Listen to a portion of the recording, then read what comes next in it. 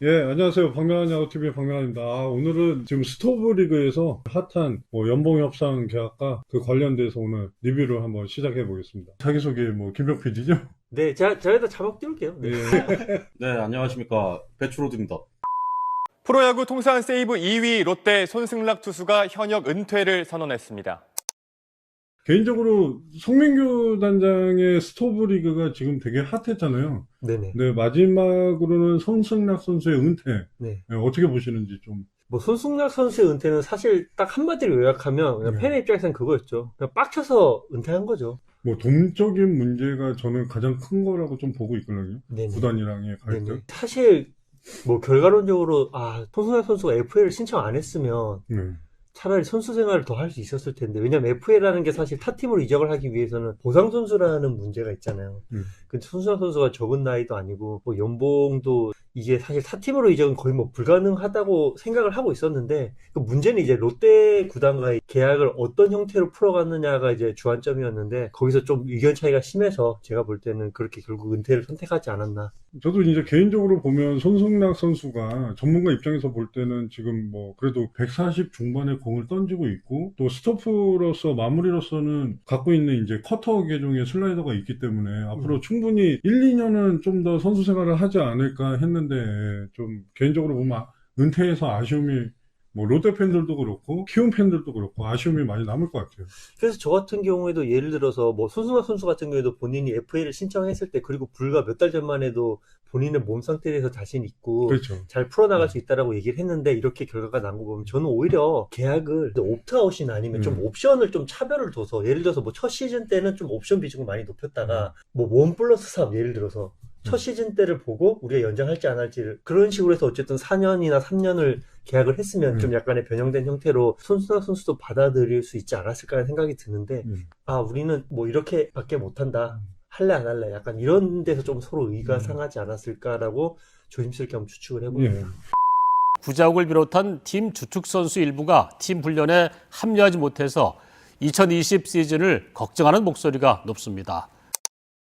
그리고 이제 구자욱 선수가 지금 어떻게 보면 마지막까지 남아서 지금 연봉 협상을 삼성 구단이랑 줄다리기 엄청 하고 있죠. 예.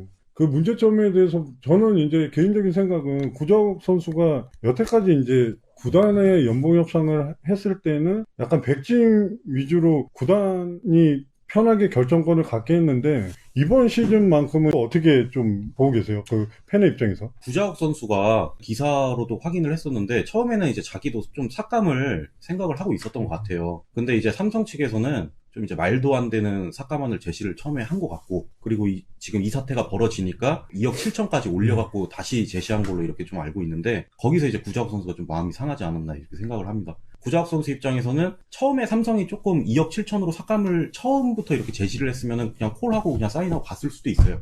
근데 이제 내막은 밝혀지겠지만 그거보다 이제 터무니없는 금액을 제시를 처음에 했으니까 구자욱 입장에서도 자기가 여태까지 좋은 시즌 기록했을 때는 백지임하고 이렇게 맡겼는데 말도 안 되는 금액이 나오니까 자기도 이제 받아들이기가 힘들고 자존심이 상하니까 결국 여기까지 온 게 아닌가. 구자욱 선수가 이제 상승폭이 그동안 작기도 했었고 좀 대우를 제대로 받지 못했다라는 그 여론이 되게 많아요. 그래서 이제 오죽하면은 버티겠습니까, 지금. 제 입장에서, 팬의 입장에서는 그냥 삼성 구단에서 구자욱 선수 여태까지 잘했고 프랜차이즈 스타로 생각하고 FA 생각할 거면 확실하게 동결하든가 그렇게 해야 되고, 안 하면은 깔끔하게 트레이드로 풀어줘야 된다 생각합니다. 되게 재밌는, 제가 기사를 봤는데 그 사건이 터지고 나서 구자욱 선수인지 에이전트인지 그런 인터뷰를 했어요. 1,000만 원 정도만 더 올려줘도 사실 그게 사실 그러니까 돈 금액 1,000만 원의 문제가 아니고 일단 약간 서로의 그냥 성의 문제잖아요. 로드가 얘기한 대로 어떻게 보면 잠재적 프랜차이즈 스타잖아요. 그렇죠. 그리고 사실 구자욱 선수는 스타성도 충분하고 팀에서 어떻게 보면은 이승엽 선수 이후에 그렇게 키울 수 있는 만한 선수인데, 이 사건으로 좀 서로 너무 의가 많이 상하지 않았으면 좋겠어요. 저는 이제 선배 입장에서 보면, 저도 이제 선수 생활 오랫동안 이제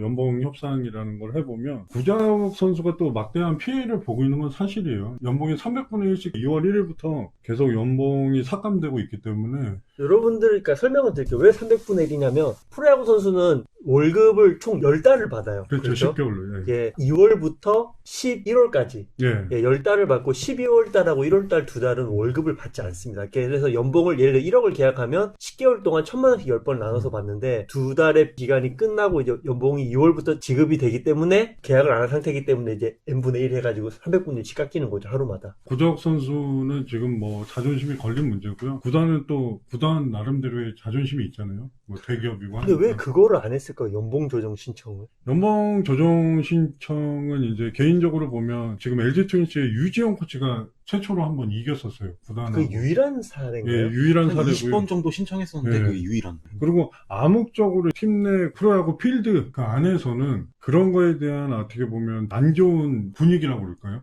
거기까지 연봉수를- 가게 되면 예, 그렇게 되면 찍히는 이미지가 강해지는 거죠. 그래서 이런 제도들이 우리나라 프로야구가 발전하면서 지금 송민교 단장이 쓴 옵트아웃이나 이런 것들로 인해 이런 문제들이 이제 조금 더 변화가 일어나겠죠. 삼성 쪽에서는 그런 생각도 있을까? 어차피 네가 버텨봐야 너만 손해다. 그래서 그리고 선수가 손해인 구조는 맞잖아요. 하루하루 지나갈수록 구자욱 선수한테는 손해인 거죠. 구단이 어떻게 보면은 이제 연봉에 대한 칼자루는 쥐고 있기 때문에 되게 중요한 부분이 뭐냐면 지금 구자욱 선수도 에이전트를 쓴 거잖아요. 수수료를 주고 쓴 건데 지금 에이전트를 쓰는 문제들도 뭐 지금 전준우 선수 때도 그렇고 여러 가지 지금 과도기다 보니까 구단에서는 어떻게 보면 에이전트를 인정 안 해주는 거죠. 지금. 가장 큰 문제가 그렇게 비춰지는 것 같아요, 언론에. 선수와 에이전트 간에 충분한 소통이 잘 이루어지지 않는다라고 비춰지는 부분이 있는 것 같아요. 그래서 전준우 선수도 결국은 자기가 에이전트하고 파기하고 나서 본인이 직접 계약을 했잖아요. 그렇죠. 네. 그 사실 에이전트를 쓴 이유가 쉽게 생각하면 선수 입장에서는 이 사람이 좀 더 협상에 있어서는 전문가고 그렇죠. 나는 훈련에만 음.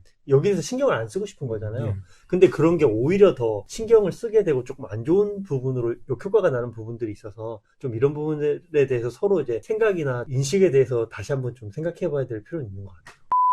그러니까 올 스토브 리그는 뭐 유일하게 그런 연봉 협상들이나 준척급의 그런 선수들이 그 계약 기간들이 너무 이제 딜레이 된 느낌이에요. 계약이 이제 빨리 안 이루어지고 그런 부분들은 뭐 이제 매년 시즌이 시작되면서 이제 좋아지겠죠. 예전에는 이제 기업에서 내려와서 전문 경영인들이 단장을 했다고 그러면 지금은 프로야구 판이 바뀌면서 전문 뭐 야구 선수 출신의 단장들이 뭐 각 팀에 있기 때문에 그런 부분들이 또 시간이 지나면서 바뀌지 않을까 좋은 쪽으로.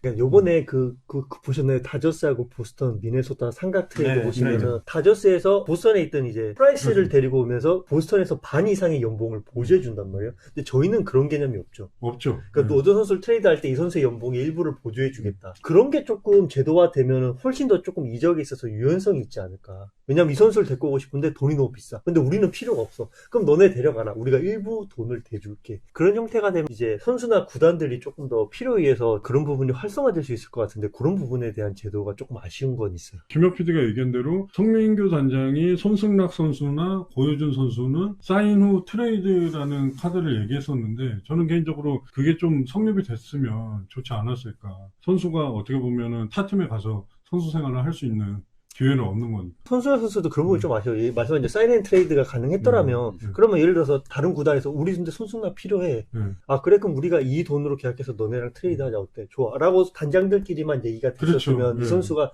선수 생활을 더 할 수 있는 방법을 찾을 수 있었을 텐데 네. 그런 부분이 결과적으로는 지금 이 시점에서 좀 아쉽긴 하네요. 네, 마무리 한번 부탁드리겠습니다. 네, 어쨌든 뭐 삼성하고 구자욱 선수 빨리 사태가 잘 풀려가지고 삼성 팬들 편안하게 야구 볼 수 있으면 좋겠습니다. 그리고 뭐 롯데는 송민규 단장이 올 스토브리그 핫하잖아요. 감독 영입하고 선수들 영입했는데 올 시즌은 과연 5강권이 아니고 6강권에 갈 건지 궁금합니다. 근데 모르겠습니다. 근데 이게 또뭐 선수를 그렇게 공격적으로 혹은 뭐 필요한 포지션에서 영입을 하고 했다고 하더라도 모르겠어요. 롯데 같은 경우에는 저는 항상 좀 걸리는 부분이 투수 쪽이 지금 걸려서 거기에 대한 사실 보강이 딱히 이루어진 게 없어서 올 시즌 어떨지는 한번 좀 지켜봐야 될 것 같은데 올 시즌도 좀 많은 소가리를 하지 않을까. 그 성민규 단장이 요즘에 프로센스 얘기 많이 하더라고요. 아무래도 시즌 초나 중반쯤에 대형 트레이드 카드를 한번 투수 쪽을 영입하지 않을까 그렇게 조심스럽게 예상을 해봅니다. 좀 올 시즌은 좀 잘했으면 좋겠어. 저 언제 우승하지? 우승할지 진짜. 시청해주신 박명환 야구TV 팬 여러분들 진심으로 감사드립니다. 감사합니다. 예, 다음에 또 이런 이슈 있으면 그때 돌아올게요. 네. 감사합니다.